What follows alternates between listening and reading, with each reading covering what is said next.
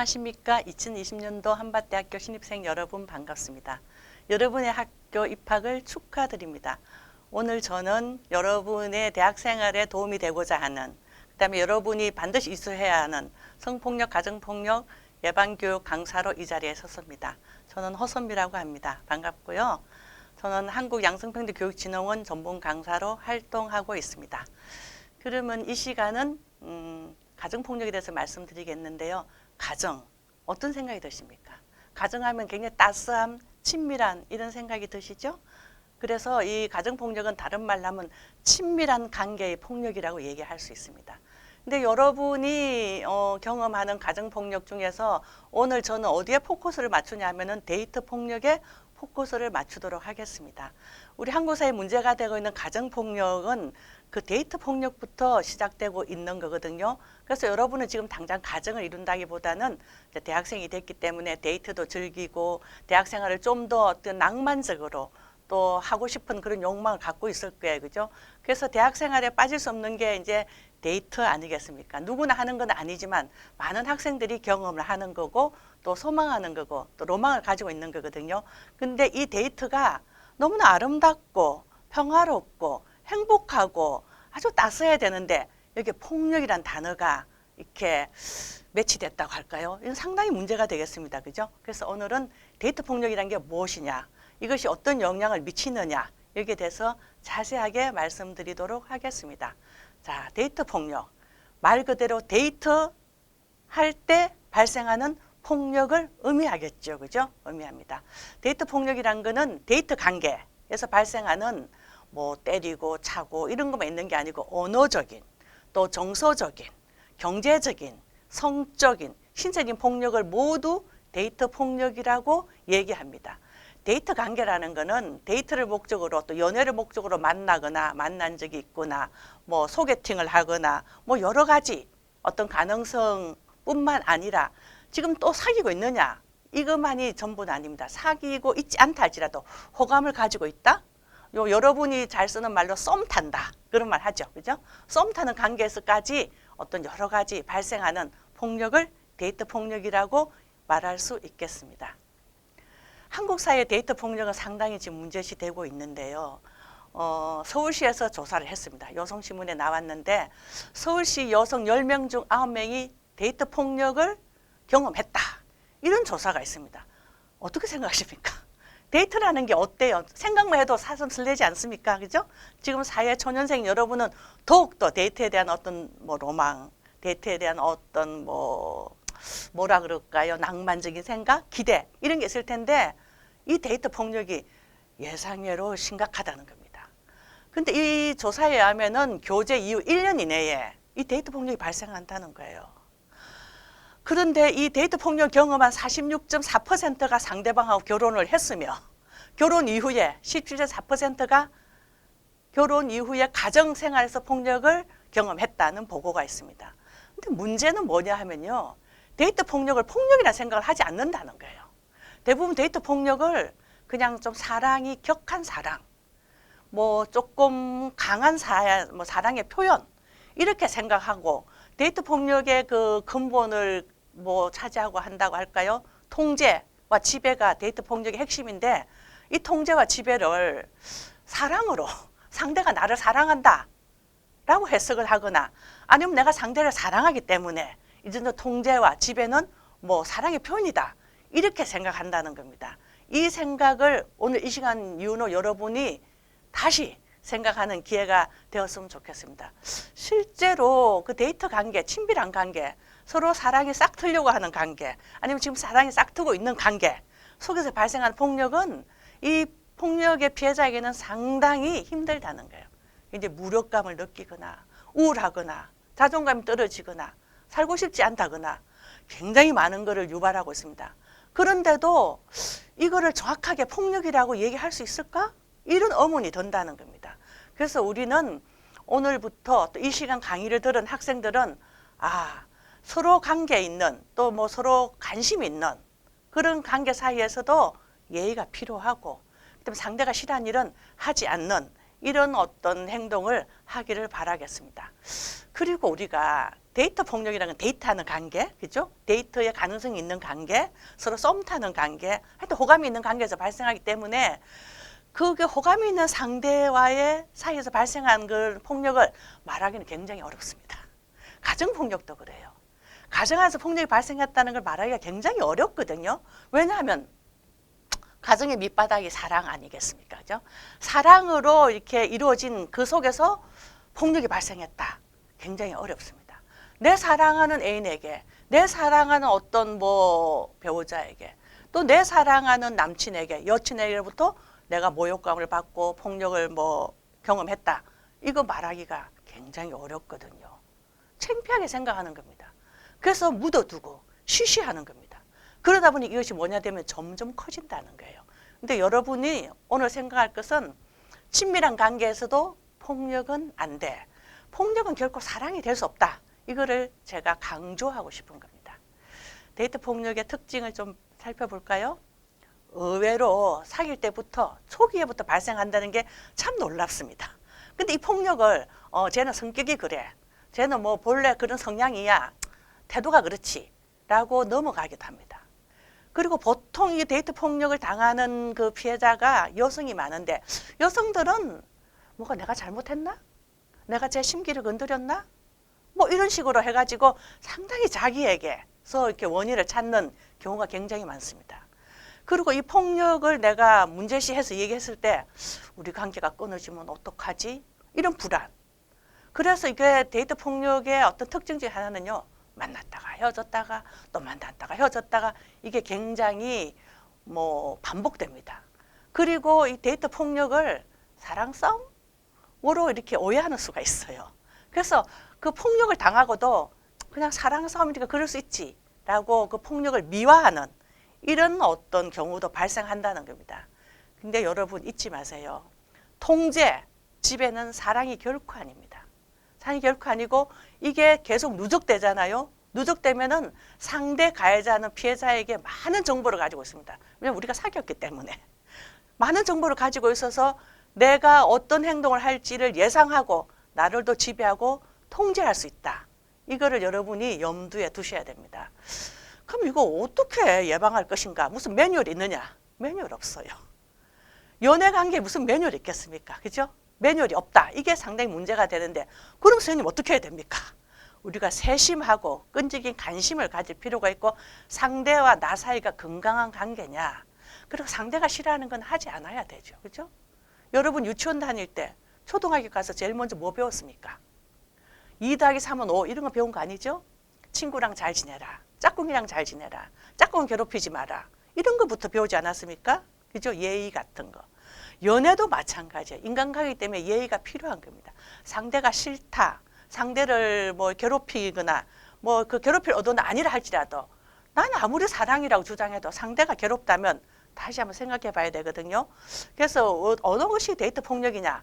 이거는 굉장히 사회적인 논의가 필요하죠. 그죠? 필요합니다. 그렇지만 굉장히 밑바닥에 깔고 있는 거는 상대의 인권 존중을 이렇게 밑바닥에 깔고 있다는 걸 잊지 말았으면 좋겠습니다.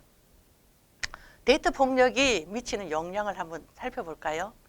데이트 폭력은 그냥 데이트하는 상대와 또 데이트하는 관계에서 뭐 언어적인, 심리적인 폭력, 말을 함부로 하거나 뭐 무시하거나 비하하는 말을 했을 적에 상당히 그 받는 사람에게는 부정적 영향을 미치고 그 사람이 앞으로 생활하는데 굉장히 많은 어떤 부정적인 영향을 가져오기 때문에 안 좋은 겁니다. 그렇죠? 지금 여러분은 사회 초년생이에요. 지금부터 데이트를 시작하고 가정을 일구기도 하고 물론 가정을 안 일구기도 하겠죠. 이런 여러 가지 사회생활의 출발선에서 아주 그 아름다운 데이트, 건강한 데이트, 좋은 데이트 이런 걸 해야 되는데 이 데이트 속에서 폭력이 발생한다면 그 사회에 처음 첫 발 들이면서 경험한 이 폭력이 그 사람의 인생에 굉장히 부정적인 영향을 미친다는 거거든요. 굉장히 안 좋은 거죠. 그래서 이런 거는 해서는 안 되는 겁니다. 당하는 사람은 굉장히 스트레스를 굉장히 많이 받고 불안하고 우울하고 뭐 이런 경험들은 얼마나 많은 그 사람의 인격을 파괴하는 것입니까? 근데 지금 현재 굉장히 데이트 폭력이 늘어나고 있어요. 전 세계적으로 데이트 폭력은 3커플 중에 1커플이 발생했다는 보고도 있습니다. 이만큼 흔하거든요. 그래서 이거는 우리가 사람은 사람하고 사는 겁니다. 사회적인 동물 아닙니까? 이웃하고 같이 살고 친구와 같이 살고 사랑하는 사람과 살고 이럴 때 우리가 데이트 폭력을 경험함으로써 다른 사람과의 관계를 더 어렵게 한다든지 이런 거는 상당히 그 사람을 불행하게 하는 거겠죠. 그죠? 그래서 내가 장난삼아 한 말이다. 내가 그냥 사랑하지만은 그냥 한 말이야. 이렇게 쉽게 생각할 것은 아니다라는 걸 말씀드립니다. 데이트 폭력의 가해 경험을 한번 생각해 볼까요? 가해자는 왜 이런 데이트 폭력을 쉽게 가해자로 이렇게 자리에 매김하느냐? 보면 대부분의 가해자들은 상담 결과 굉장히 자존감이 낮아요. 그 다음에 그 회피 애착과 불안 애착이 있습니다. 그 다음에 굉장히 성격에 문제가 있는 거죠. 그러니까 자기가 성격에 문제가 있는 걸 상대방에게 네 탓이다. 네가 데이트를 하는 나에게 못 맞추지 못했다. 이런 식으로 계속 어떤 책임 전가를 하고 그게 계속 누적되면은 피해자도 내가 뭐 잘못했나? 내가 내 사랑하는 그 상대에게 뭐를 좀 뭐 잘해주지 못했나? 하면서 계속 이렇게 그 문제를 정확하게 보지 못하는 그런 굉장한 뭐라 그럴까요? 심각성을 우리가 잊을 수가 있습니다. 그래서 우리가 뭐 데이트 폭력에서 신체적 폭력, 성폭력 이런 것들은 우리가 작은 폭력에서부터 시작한다는 거예요. 말이라도 함부로 하고 뭐 또 여러 가지 어떤 시선 이런 것도 폭력이 되겠죠. 그죠? 그래서 이런 것들의 어떤 많은 어떤 침범 이런 거를 정당화하는 문화 속에서 신체적인 폭력, 물리적인 폭력이 생길 수가 있다는 겁니다.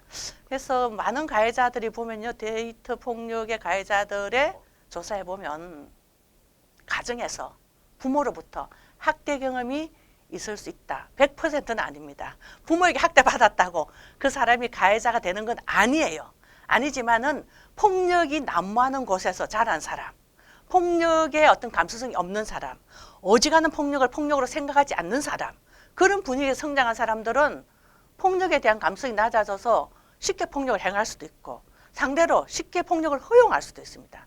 폭력이 이렇게 난무한 곳에서 이렇게 생활한 사람은 그 정도는 폭력이 아니라고 생각하거든요. 맨날 신체적인 폭력, 뭐 여러 가지 어떤 그 뭐 성적인 폭력 이런 걸 경험한 사람은 언어적인 폭력, 뭐 여러 가지 시선 이 정도는 폭력이라 생각하지 않아요. 이게 상당히 심각하다는 겁니다. 계속 주눅이 들어 살던 사람은 누군가로부터 함부로 자기가 취급을 당하는 것에 대해서 별로 거부감을 못 느낀다고 할까요? 뭐 그 정도 넘어가 준다. 이거부터 아니라는 거예요. 나는 나로서 한 인간으로서 존귀한 인간으로서 어느 누구도 나를 모욕하거나 나를 비난하거나 나를 뭐 멸시하거나 이렇게 나를 뭐 소외시키거나 아니면 나를 아주 괴롭게 하거나 나를 때리거나 나에게 폭력을 행할 그런 권리가 가진 사람 세상에 없다는 거예요. 어떤 것도 나는 허용하지 않겠다는 생각을 하시는 게 되게 중요하고 어느 누구에게도 나는 함부로 할 권리는 없는 겁니다. 그렇죠? 어느 누군가가 나에게 함부로 할 수 없다면 나도 누군가에게 함부로 할 수 없다는 거를 잊으시면 안 되겠습니다. 데이트 폭력은 심각성이 뭐냐면 이게 점점 커진다는 거예요. 소개팅 첫날 뭐 말을 함부로 하거나 때리거나 해가지고 관계가 유지될 수 있겠습니까? 아니죠? 처음에 상당히 달달하게 시작합니다. 그죠? 달달하게 시작해요.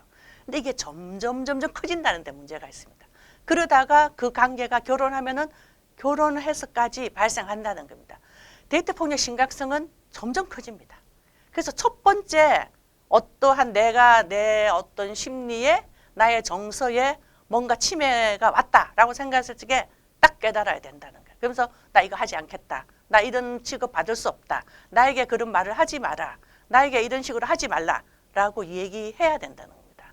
그래서 데이트 폭력은 점점 커진다. 꼭 잊지 마세요. 어느 정도 커지면은 둘 사이에서 누군가 개입해야 되거든요. 그럼 상담실을 찾아야 됩니다. 여러 가지 전화 상담이나 학교 인권센터 이런 데 가서 꼭 상담을 하시기를 바라요. 이것은 굉장히 중요한 문제입니다. 처음에 데이트 폭력을 감지하는 감수성 필요합니다. 어느 누구라도 내 사랑하는 사람이라 할지라도 나의 인격을 침해할 수는 없다. 내가 아무리 사랑한다 할지라도 그 사람을 내 마음대로 통제, 지배할 수 없다. 이런 생각을 꼭 하셔야 될 것입니다. 그다음 연인 간에 발생하는 어떤 그 가해자들의 항변을 들어보면요. 다들 이렇게 얘기해요. 폭력은 안 됩니다. 폭력은 안 되죠. 그런데 특별한 경우, 이런 경우는 폭력을 해도 되지 않겠어요? 이런 얘기합니다. 뭐 여자친구를 때리면 안 되죠. 그렇지만 남자친구한테 밥을 맞을 만한 친구도 있다. 이거예요. 여자친구가 바람 피웠어요. 그럼 맞아야 되는 거 아니에요? 이런 얘기를 하거든요. 맞을 만한 이유가 없으면 남자들이 안 때립니다. 근데 맞을 만한 이유가 있어요. 선생님, 있다니까요. 이렇게 주장합니다. 맞을 만한 이유가 있으면 친구를 때릴 수도 있다. 여자친구를 때릴 수도 있다. 이렇게 주장하고 내가 너를 때릴 만큼 내가 너를 사랑하는 거야 라고 주장합니다. 근데 여러분, 어느 누구도 때릴 권리가 어디서 주어집니까? 어느 누구도 맞아야 되는 사람은 없어요. 사랑이 깊어서 때린다. 그 사랑이겠어요? 한번 생각해 보세요. 정말 사랑이 그럴 수 있겠습니까? 이거 좀 심각합니다. 폭력은 안 된다. 그렇지만 특별한 경우 폭력일 수 있다. 이거 굉장히 많이 회자되는 거거든요. 좀 심각하게 생각해야 됩니다. 내가 사랑하니까 때린다. 이런 말도 안 되는 이런 말을 우리는 쓰지 말아야 될 것입니다. 데이트 폭력이 예방되기 위해서는 위험 신호를 빨리 알아야 됩니다. 이게 무슨 말이냐 하면은요. 사랑하는 여친이, 사랑하는 남친이 내 모든 거를 알고 싶어 한다.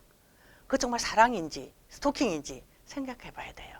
내가 몇 시에 일어나며, 내가 누구와 만나고, 누구와 점심을 먹고, 내가 몇 시까지 어디서 무엇을 하며, 내가 몇 시에 귀가하는지를 다 알아야 된다. 사랑일까요? 정말 사랑이겠습니까? 관심, 나의 관심이 있어서 그렇다. 이 관심과 통제를 여러분이 잘 구분하셔야 됩니다. 그래서 폭력이다, 이 통제다, 관심이다, 사랑이다.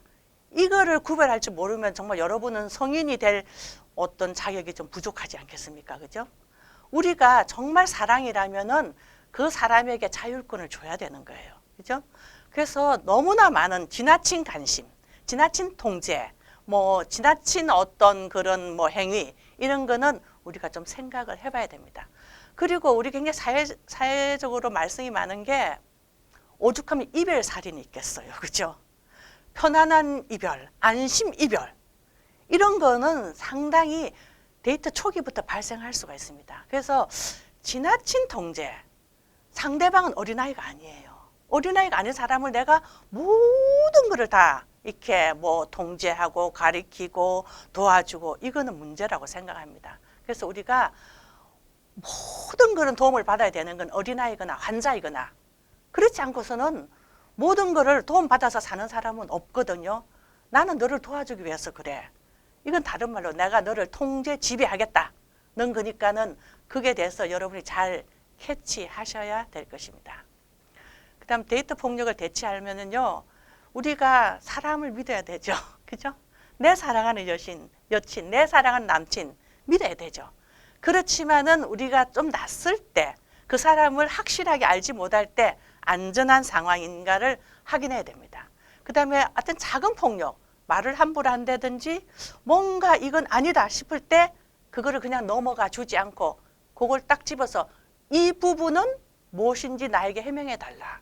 지금 이 말은 나에게 해명해 달라. 이 말은 지금 나를 좀 아프게 한다. 나를 좀 이렇게 내 마음을 우울하게 한다. 내가 이거 듣기가 좀 어렵다. 이렇게 되묻는 거 굉장히 필요합니다.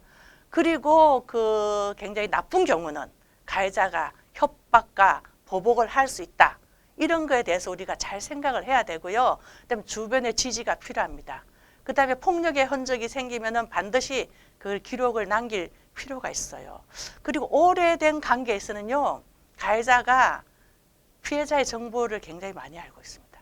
그다음에 가까운 사람은 정보를 다 알고 있어요. 그걸 잊지 않으셔야 됩니다. 여러분의 모든 행동 반경 다 알고 있다. 이런 걸 생각하셔야 되거든요. 그래서 뭔가 위협을 느낄 때는 112, 1366, 학내 성폭력 상담소, 인권센터, 한국 여성의 전화 이런 데다가 상담을, 도움을 꼭 요구하시고 도움을 청하시는 것이 현명한 방법이 되겠습니다. 데이트 폭력, 누누이 말하자면 이건 개인의 문제가 아닌 거죠. 가정폭력, 가정사가 아닙니다. 그죠? 사회 문제입니다. 이런 것처럼 데이트 폭력도 개인의 문제를 넘어서 사회 구조적인 문제라는 거예요. 왜냐하면 데이트 폭력도 피해자가 대부분이 여성이거든요. 이거는 우리 사회에서 발생하는 성별의 권력 관계가 있습니다. 아직도 우리 한국 사회 성별의 권력이 상당히 불균등하게 작동하고 있습니다. 굉장히 지금 많은 젊은 청년들은요, 성별의 권력에서 남성이 더 불리하다라고 주장하고 있어요. 뭐 그런 면도 없잖아 있겠죠. 모든 남성이 모든 여성보다 모든 어떤 권한을 다지고 있는 것은 아닙니다. 그렇지만 아직도 어떤 성적인 문제에서 남성과 여성의 어떤 힘의 균형이 동등하지 못한 문제가 사회적으로 있다는 것을 인지하시기 바랍니다. 그리고 남학생들은 자랄 때 굉장히 남성성, 너는 남자니까, 너는 아들이니까, 너는 뭐 사나이니까, 뭐 강한 남성성을 가져야 돼. 이런 거를 주입을 많이 받은 사람일수록 폭력의 어떤 가능성에 노출될 확률이 높다는 거예요. 어릴 때부터 나는 사나이야, 난 남자야, 나는 뭐 세상의 주인이야, 이렇게 주장하는 사람은 상당히 어떤 데이트 관계에서도 남자라서 내가 이 정도는 할 수 있지 않냐, 이런 오해가 있을 수 있다는 것을 말씀드립니다. 자, 그럼 우리가 데이트를 한번 생각해 볼까요? 우리 한국의 연애 문화를 한번 생각해 봅시다. 연애만큼 사람을 이렇게 편안하게 아니면 행복하게 뭐 설레게, 그죠? 설레게. 설렘을 주는 어떤 행위도 잘 없어요. 그래서 여러분은 이제 대학생이 됐으니까 마음 놓고 어떤 연애도 해보고 데이트도 해보고 싶다. 굉장히 좋은 꿈입니다. 그죠? 그걸 꼭 해보시길 바래요. 그런데 이것이 데이트가 잘못해서 데이트 폭력이 발생되면 안 됩니다. 우리 한국의 연애 문화를 보면은 그 문화 자체가 상당히 폭력성을 이렇게 내포하고 있다는 문제가 있습니다. 왜냐하면 남성은 좀 적극적으로 쫓아다녀야 되고 여성은 좀 수동적으로 약간 빼고 뭐 내숭 이런 걸 좀 용인하는 이런 문화 속에서 데이트 폭력이 발생할 수 있다는 거예요. 남자가 박력 있게 밀어붙이고 뭐 이런 것들 있지 않습니까? 이런 어떤 잘못된 환상 때문에 데이트 폭력이 발생하고 있는 거거든요. 그래서 데이트 폭력은 두 사람만의 문제라기보다는 우리 사회가 남성성은 이렇다, 여성성은 이랬다, 뭐 남자는 이래야 남자고 여자는 이래야 여자고 하는 여자다움, 남자다움이 잘못된 어떤 교육으로 여러분에게 체화될 수 있을 때 데이트 폭력이 발생할 수 있다는 겁니다. 그래서 우리가 연애 안에서 사랑을 표현하는 방법이 여자 남자가 좀 달라요. 남자는 데려다 줘야 되고 뭘 보호해야 되고 앞장서야 되고 리드해야 되고, 여성들은 좀 수동적이고 뭐 좀 보살펴 줘야 되고 내가 좀 참아줘야 되고, 이런 아주 그 전통적인 어떤 그런 여성성 남성성을 가지고 있을 때 상당히 문제가 발생할 수 있습니다. 여러분 여태까지 섭득한 뭐 초중고에 섭득한 성역할이 있지 않습니까? 이런 게 남자가 할 일이야, 이런 게 여자가 할 일이야 하는 그 섭득은 다 다릅니다. 가정마다 다르고 여러분이 경험한 뭐 여러 가지 환경 속에 다른데 이것이 잘못될 수가 있고 또 한쪽으로 치우칠 수 있는 겁니다. 강한 남성, 아주 뭐 착한 여자, 이런 거에 대해서 우리가 너무 이렇게 함몰되어 있을 때 그런 거는 아니라는 거예요. 우리 사회에서 여성성과 남성성은 계속 변하고 있는 거거든요. 그걸 어려운 말로 젠더 역할이라고 합니다. 젠더 역할이 상당히 불균등하게 작동하고 있을 때 데이트 폭력이 발생할 수 있다. 이거를 좀 생각해 봐야 됩니다. 나는 남자야, 남자로서 이러이러한 게 남자지, 난 여자야, 이러이러한 게 여자지 하기 이전에 우리는 같은 인간으로서, 그죠? 지금 대학생활을 시작하는 우리는 같은 인간으로서 동등한 개체로서 우리가 서로 만나고 교류하고 그렇게 될 때 데이트는 아주 즐겁고 신나는 일이 될 것이라고 생각합니다.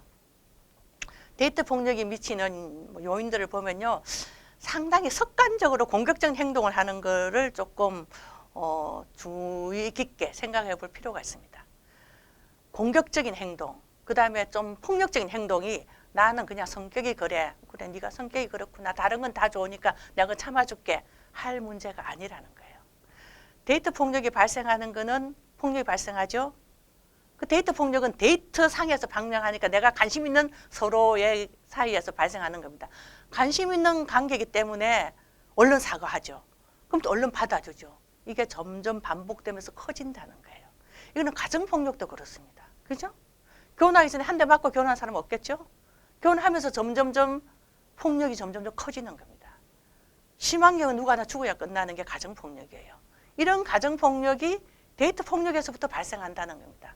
데이트 폭력이 발생하는 거는 작은 폭력을 쉽게 용서하는, 쉽게 용인하는 이 문화부터 바꿔야 된다는 겁니다. 그래서 우리가 심리적으로 꼭 이렇게 물리적인 폭력, 성적인 폭력이 아니라도 심리적인, 언어적인 폭력은 그 사람을 어떤 심리적으로 굉장히 어떤 감금시키는 그런 효과가 있다는 거거든요. 계속해서 만나다 보면 그 사람에게 익숙해져서 폭력이 폭력인지 모르고 이런 경우가 있다는 겁니다. 그래서 여러분은 그걸 잘 어떤 감지할 수 있는 폭력의 감수성이 필요할 것이라고 생각합니다. 그래서 우리 한국 사회에서 이런 말이 있어요. 남자는 여자를 보호해야 된다. 특히 드라마. 굉장히 이거 많이 얘기합니다. 남자는 여자의 보호자로서 내가 여자를 보호해줘야 된다. 그래서 여성들도 남자가 나를 보호해주길 바라고. 이거 상당히 문제가 있습니다. 보호자가 아니에요. 그리고 같이 생활하고 같이 대학생이 된 어떤 20살 청년이 누가 누구를 보호하고 누가 누구의 책임을 지고 하겠습니까? 우리 같이 도와가는 관계거든요. 근데 우리 한국 사회 드라마를 보면은 남성이 굉장히 여성을 보호해야 된다. 보호자로서. 잘못 얘기하면 보호자가 아니고 폭력자가 된다는 거예요. 보호를 한다는 의미로 통제, 지배하면 폭력자가 되는 거거든요. 내가 너를 사랑하니까 너 내 말대로 들어야 돼. 말이 됩니까? 아니잖아요. 그죠? 그리고 우리가 데이트하는 관계에서 정상적인 남자라면 데려다 줘야 되고, 걔가 언제 왔는지 내가 다 체크해 봐야 되고, 걔가 누구랑 사귀는지 내가 다 알아야 되고, 과연 그럴까요? 여성인 경우, 내가 정말 사랑하는 남자라면 그 남자를 보호해주고, 그 남자의 잘못을 내가 감싸주고, 내가 돌봐주고, 그래서 어지간한 폭력은 내가 그냥 다 넘어가주고, 이거 문제가 있습니다. 그죠? 이런 거 아니라는 거예요. 그래서 제가 좋아하는 말에 이런 영어 글귀가 있습니다. Help is the sunny side of control이라는 거예요. 헬프 되게 좋습니다. 누군가를 도와주는 거. 사람은 돕고 살아야 돼. 도와주는 거. 되게 좋은 거예요. 그렇지만 이것은 통제의 다른 밝은 면이라는 거예요. 100% 도움만으로 살 수 있는 사람은 말씀드렸죠? 아주 그 신생아 같은 어린아이거나 아니면은 아주 아무것도 못하는 환자 아니고서는 남의 도움으로 살 수는 없어요. 그런데 이 도움을 지나치면 통제가 된다는 것을 잊지 않으셔야 될 것입니다. 동영상을 하나 보도록 하죠.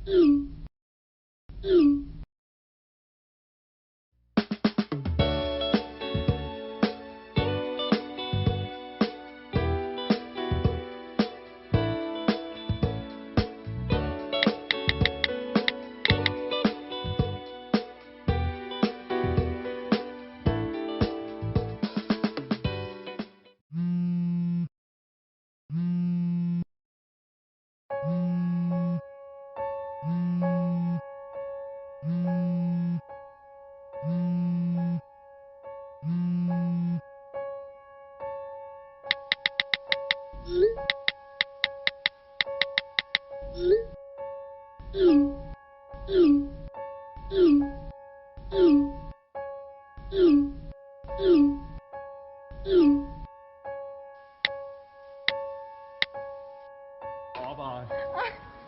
얘기를 해야 될 거 아니야.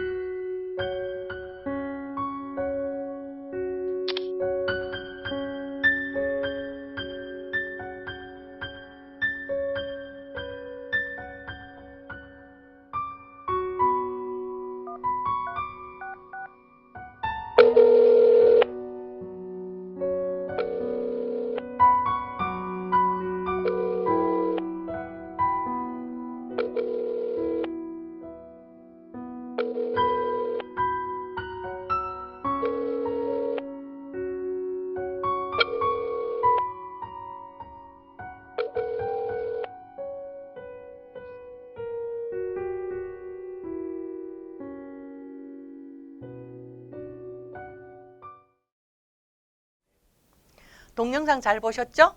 예, 여러분하고 결코 멀리 있는 이야기는 아닐 것이라고 생각합니다.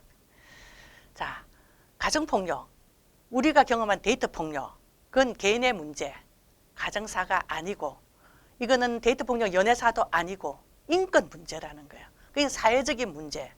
이거는 국가가 개입해야 될 범죄로 규정하고 있습니다. 그래서 사랑하는 관계에서 발생하기 때문에 이 폭력을 굉장히 수치스럽게 생각해요. 내 사랑은 애인에게 한 대 맞았다. 친구한테 말하기도 어렵지 않습니까? 그죠? 그렇지만 이거를 참고 넘어갈 일은 아닙니다. 이거 침묵을 깨야 돼요. 왜냐하면 이 한 번으로 끝나는 게 아니거든요. 점점 커진다는 거예요. 나중에 더 커지면은 여러분이 감당할 수 없는 문제까지 발생합니다. 그래서 사랑하는 사이, 친밀한 사이에 폭력은 사랑하기 때문에, 친밀하기 때문에 더더욱 허용할 수 없다는 생각을 여러분이 꼭 하셨으면 좋겠습니다. 그래서 우리는 왜 때렸어? 라고 질문할 게 아닙니다. 누가 때릴 권리를 주었냐? 이거예요. 왜 때렸어? 이래서 때렸어? 저래서 때렸어? 아니에요. 누가 너에게 누군가를 때릴 권리를 주었느냐는 거예요. 그거 생각해 봐야 됩니다. 우리 사람이 사람을 때릴 수 있는 권리를 누가 줍니까? 우리는 어떤 누구도 때릴 수 있는 자가 아니에요. 어떤 누구도 맞아야 될 일은 없습니다. 그래서 맞을 짓이란 건 없다는 걸 여러분이 반드시 생각하시고 왜 때렸어가 아닙니다. 이렇게 질문해야 됩니다. 누가 때릴 권리를 주었는가? 이것을 반드시 기억해야 될 것입니다. 그래서 폭력이라는 것은 근본적으로 힘의 균형이 깨졌을 때 발생하거든요. 가정폭력, 데이트폭력도 마찬가지입니다. 서로 존중하고 평등한 관계라면 발생하지 않는다는 거예요. 우리 한국 사회에 굉장히 많은 문제 중에 하나가 성불평등이 있는데 그것이 성역할, 여자는 이렇고 남자는 이렇고 하는 문제의 어떤 젠더 불평등에 대해서 여러분에게 테스트 하나 하면서 강의를 끝내려고 합니다. 자, 여러분, 남성이 한 그루 나무라면 여성은 무엇으로 표현할 수 있을까요? 남성이 나무라면 여성은 무엇이 돼야 되겠습니까? 제가 이 질문을 했을 때 많은 분들의 너무너무 다양한 대답을 받았습니다. 여성은 흙이다. 여성은 나무를 키우는 햇살이다. 아니면 여성은 물이다. 여성은 나무 가지이다. 여성은 나무에 걸려있는 나뭇잎새다. 제가 강착 재밌게 들은 제목 중에 하나는요. 어떤 청소년이 이렇게 얘기했습니다. 남자가 나무면요, 선생님, 여자는 나무에 둥지틀어 살고 있는 새예요. 이렇게도 얘기했어요. 여러분은 어떻게 생각하십니까? 남성이 나무라면 여성은 무엇일까요? 잘 생각해 보십시오. 답은 이렇습니다. 남성이 나무라면 여성도 나무예요. 그래서 우리는 사회라는 숲을 이루고 살아야 됩니다. 다양한 나무. 네가 너티나무면 나는 플라타나스 나무. 네가 감나무면 나는 사과나무. 큰 나무, 작은 나무, 다양한 나무. 그 사회라는 숲을 이루고 살아야 되거든요. 남성만의 사회는 없는 거예요. 남자만 있는 나무, 여자는 나무를 키우는 흙, 물, 태양, 가지, 열매 이런 게 아닙니다. 우리가 남성이 나무라면 여성도 나무다. 동등한 한 인격체, 개체로서 생각할 때 둘 사이의 폭력은 존재하지 않을 것으로 생각합니다. 이거를 꼭 다시 한 번 더 생각해 보시고, 만약 여러분이 이 영상을 봤을 때 남자가 나무면 여자는 나무라는 게 바로 나오지 않다면, 내 속에 성역할 고정관념이 굉장히 강하구나. 내가 좀 평등의식이 좀 부족하구나. 내가 어떤 젠더에 대한 공부를 좀 해야겠다. 이런 생각을 하시기를 바랍니다. 이상으로서 강의를 마치도록 하겠습니다. 감사합니다.